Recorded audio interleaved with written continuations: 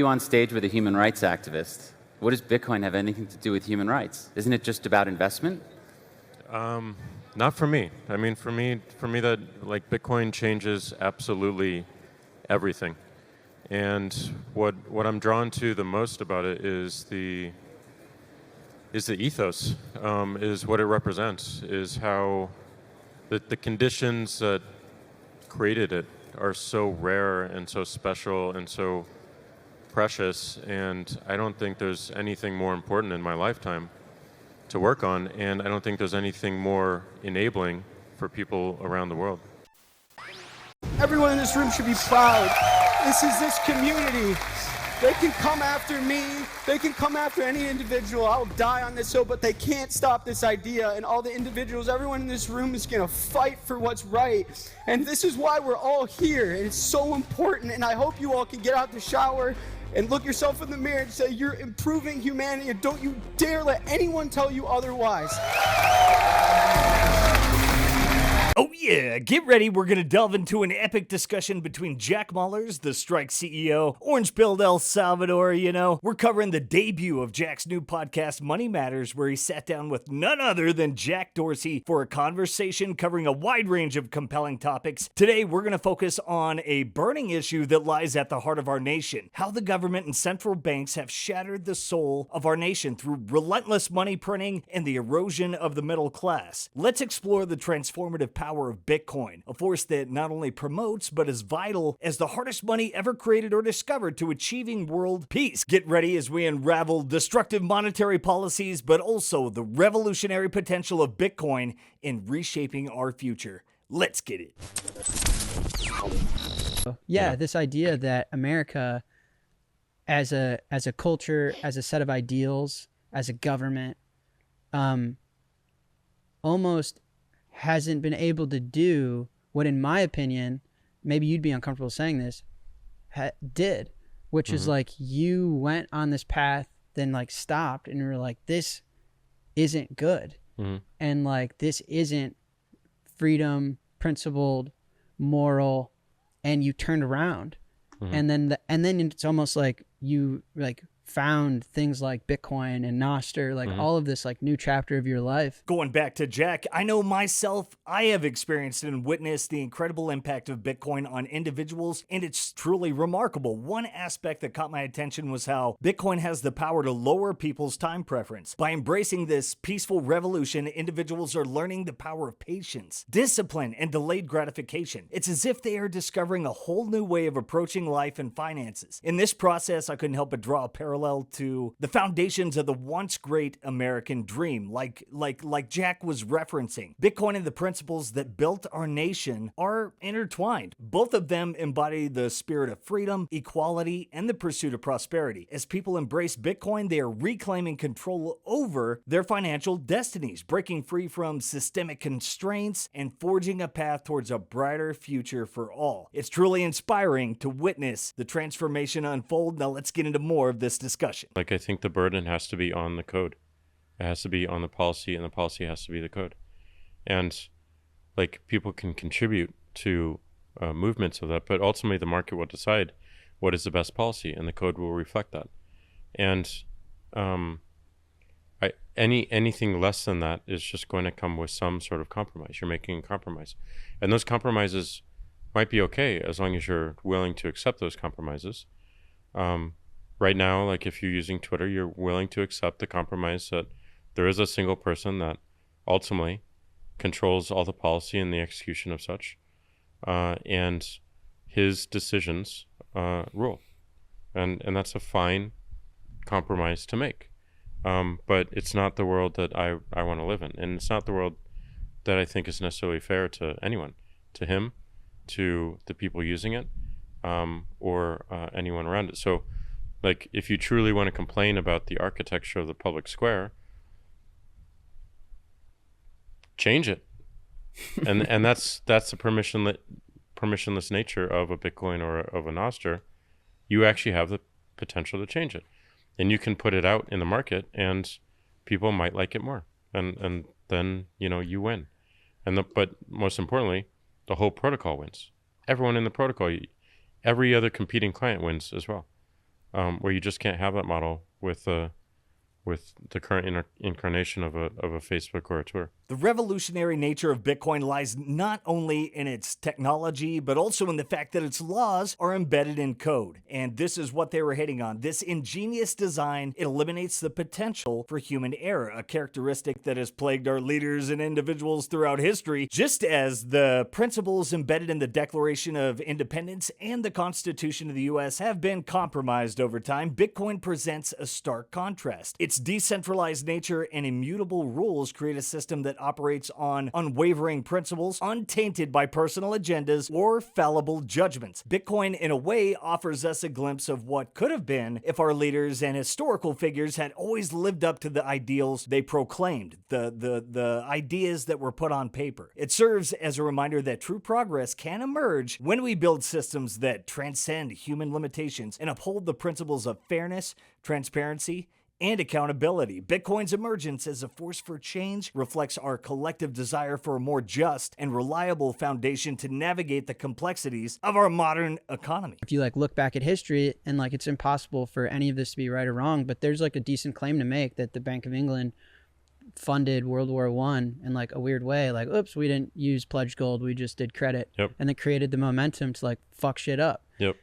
And like money's that important. So when people say like, there's a good Adam Curtis documentary on exactly that Really? topic. I forget the name of it. yeah, it's like, so when you say like, if you can fix the money, you can fix the world. Like, I think that you've like your believe it. stories I tell believe it, yeah. tell that. By addressing the core issue of money, Bitcoin has the power to dismantle the existing structures that perpetuate the military-industrial complex and the troubling incentives of the banking industry. The current monetary system has often fueled conflicts and served as a catalyst for geopolitical tensions. However, with Bitcoin's decentralization and transparency, we have an opportunity to reshape the world's financial landscape. As Bitcoin gains wider adoption, it will diminish the power of centralized institutions and redirect that control and wealth back into the hands of individuals. This shift in power disrupts the cycle of funding both sides of wars, enabling us to break free from the grips of those who profit from division and war. Bitcoin fosters a financial environment based on fairness, where incentives align with the common good. It challenges the existing paradigm, offering an alternative that can bring us closer to a more peaceful and equitable world. By fixing the foundation of our monetary system, we lay the groundwork for systemic change, paving the way for a future where the destructive influences of the military-industrial complex and corrupt incentives are replaced by transparency, cooperation, and a shared pursuit of global well-being. I mean, it's like you and me.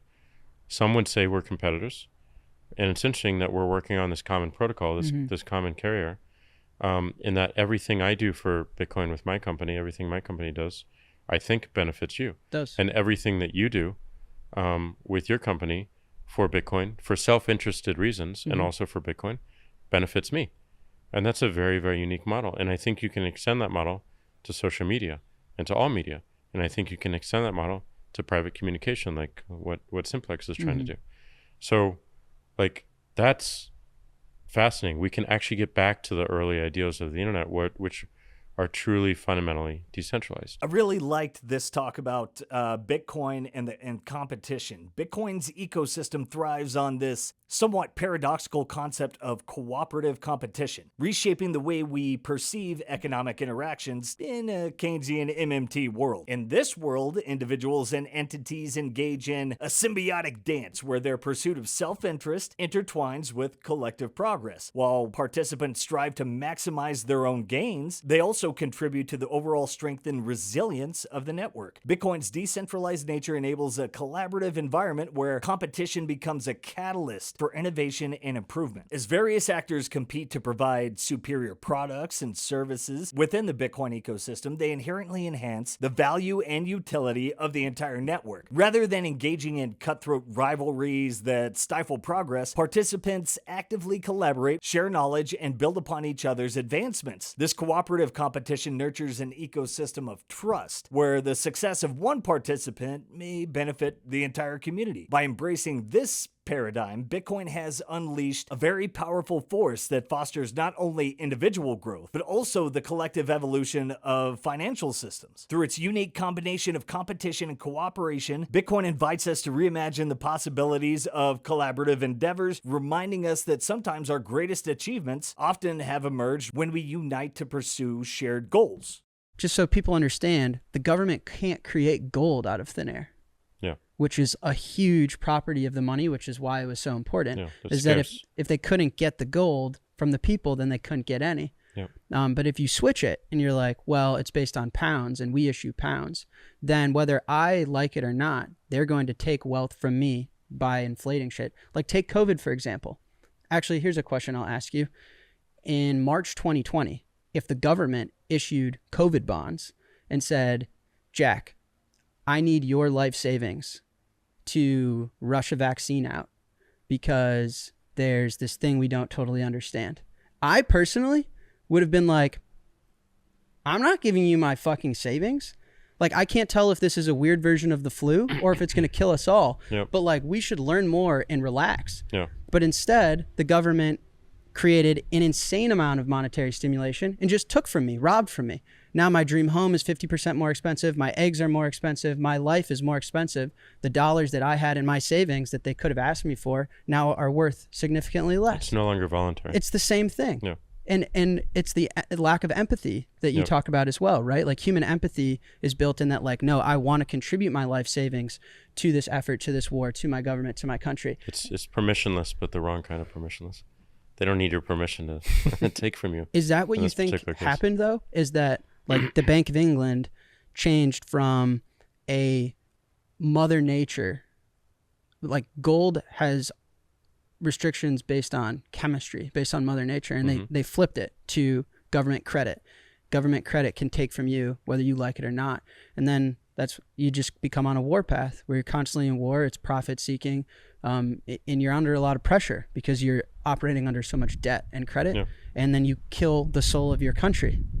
The detrimental impact of government and central bank actions, particularly through extensive money printing, cannot be understated when it comes to the soul of the nation. Over time, these practices have gradually eroded the very essence of the country, causing profound damage to its economic foundation. Obviously, we can look around and see that in many ways, and the moral fabric. Yeah, that's pretty blatant. By incessantly printing money, governments and central banks have disrupted the natural order of the economy, devalued hard work, and undermine the principles of fiscal responsibility. And the consequences of these actions manifest in the form of inflation, diminished purchasing power, and an ever-widening wealth gap. As the value of the currency dwindles, it erodes the trust and confidence that once underpinned the American dream. The essence of the USA, rooted in self-reliance, individual liberty, and limited government, has been overshadowed by a system that prioritizes short-time fixes and political expediency. This has sown the seeds of disillusionment and a loss of faith in the institutions that were designed to serve the people. To reclaim the soul of the USA, a fundamental shift is necessary, one that emphasizes sound money, responsible fiscal policies, and a return to the principles that once made the nation prosperous. Only by addressing the destructive effects of money printing and embracing a path of financial prudence can the USA restore its soul and regain the trust, integrity, and resilience that define a truly vibrant and prosperous society.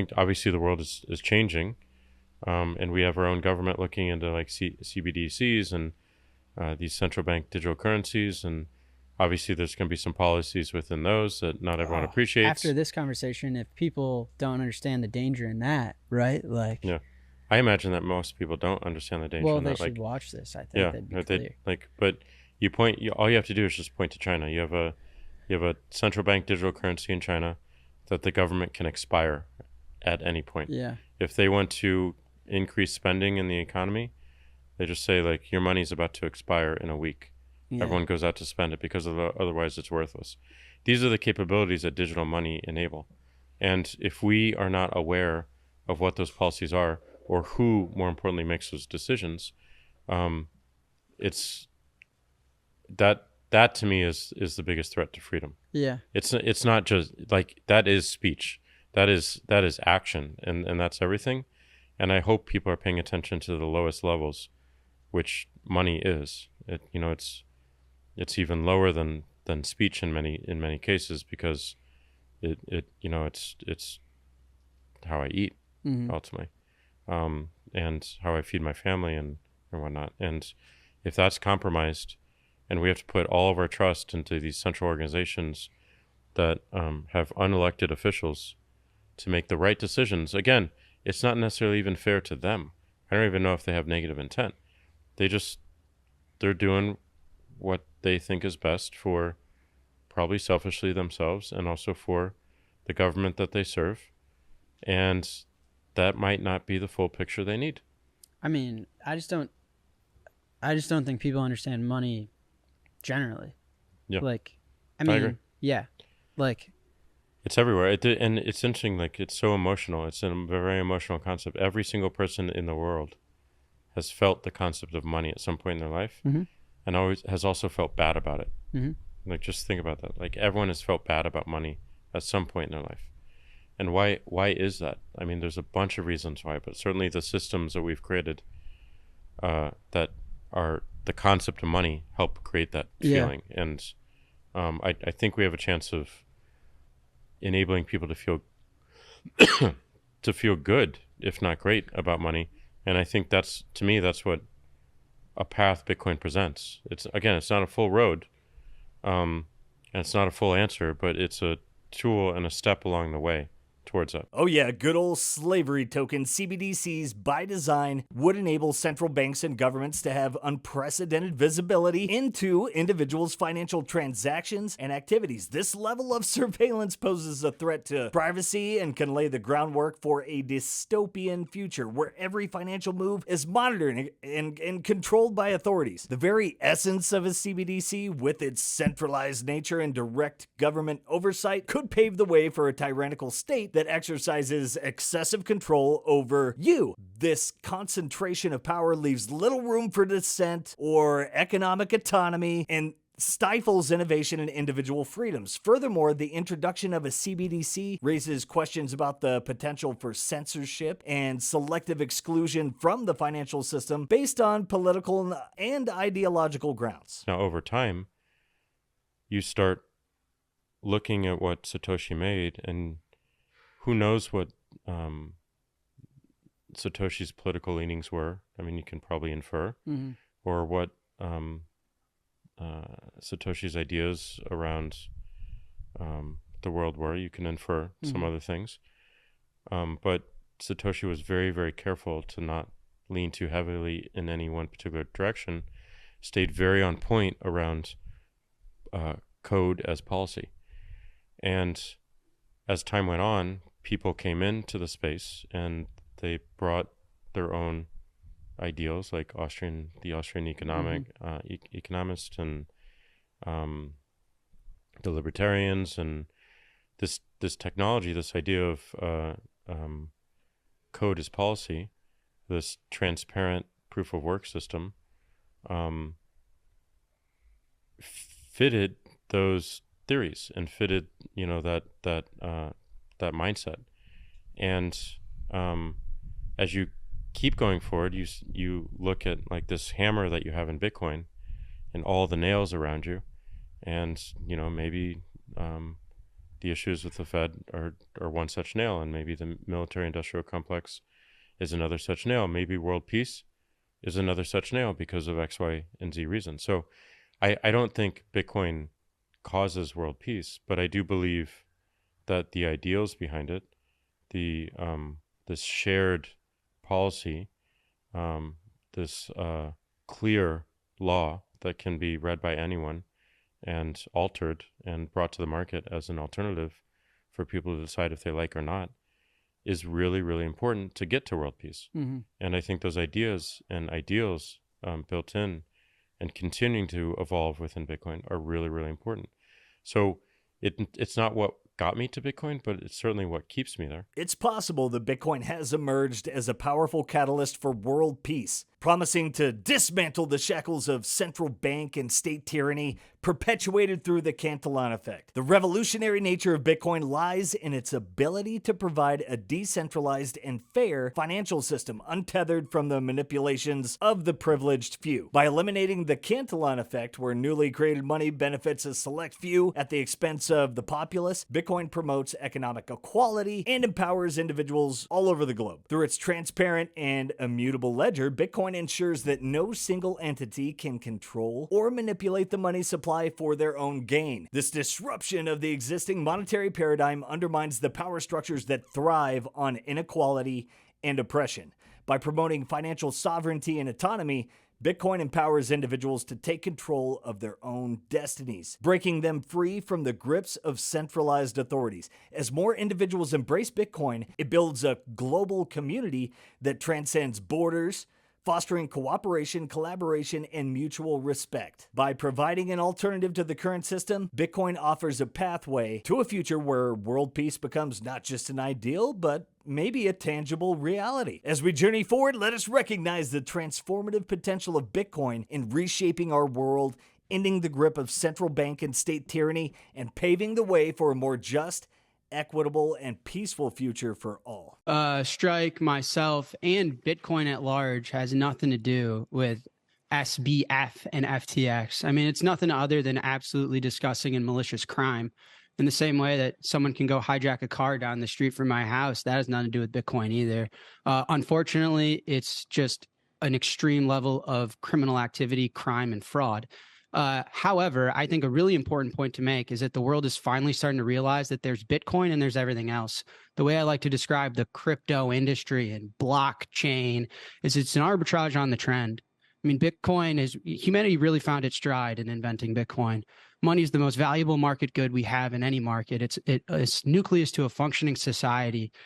And we made and engineered the best version of it. And the fact that there are other cryptos that have been able to come along and take advantage of the pure desire and need for an invention and technological breakthrough like Bitcoin, and then be able to sell things like Orange Coin and Pink Coin and FTX Coin, which are just vehicles to arbitrage this trend and commit violent levels of crime. It's sad and it's disgusting, and it's got to stop. So it has nothing to do with Bitcoin. If anything, it should be a very expensive and painful lesson of that there's Bitcoin and there's everything else. And the last thing I'll say is there's doesn't shock me at all that FTX actually owns 0 Bitcoin. Because if you want to commit fraud, if you want to commit crime, if you want to upsell and wash trade pictures of monkeys, you don't use Bitcoin. This is a well-engineered freedom fighting tool for our species. And there's everything else it's got to stop. So the arbitrage on this trend has been margin called. And it's over. And now people can see the difference between what is a well-engineered tool for humanity and what is FTX counterfeit coin. You have strong...